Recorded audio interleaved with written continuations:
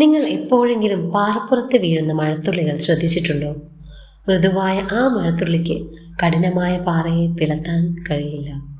പക്ഷേ ഒരേ സ്ഥാനത്ത് വർഷങ്ങളോളം ആ മഴത്തുള്ളി വീണുകൊണ്ടേയിരുന്നാൽ പാറയിൽ ഒരു വിള്ളൽ വീഴും.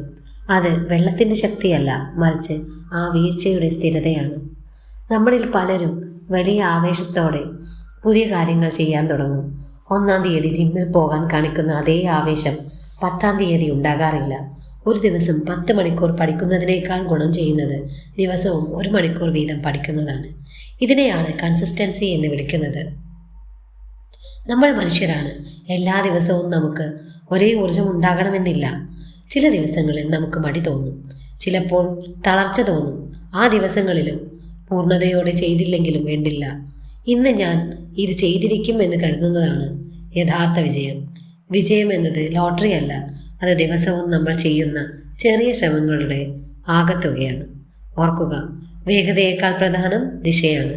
നിങ്ങൾ മെല്ലെയാണെങ്കിലും നിർത്താതെ നടക്കുന്നുണ്ടെങ്കിൽ ഉറപ്പായും ലക്ഷ്യസ്ഥാനത്തെത്തും. തളർന്നു പോകുമ്പോൾ വിശ്രമിക്കാം, പക്ഷേ ഒരിക്കലും നിർത്തിക്കളയരുത്. നിങ്ങൾ കൺസിസ്റ്റൻ്റ് ആകാൻ ആഗ്രഹിക്കുന്ന മേഖല ഏതാണെന്ന് കമൻറ്റ് ചെയ്യൂ. കേൾക്കാൻ ഇഷ്ടമാണെങ്കിൽ സബ്സ്ക്രൈബ് ചെയ്ത് കൂടെ കൂടിക്കോളൂ.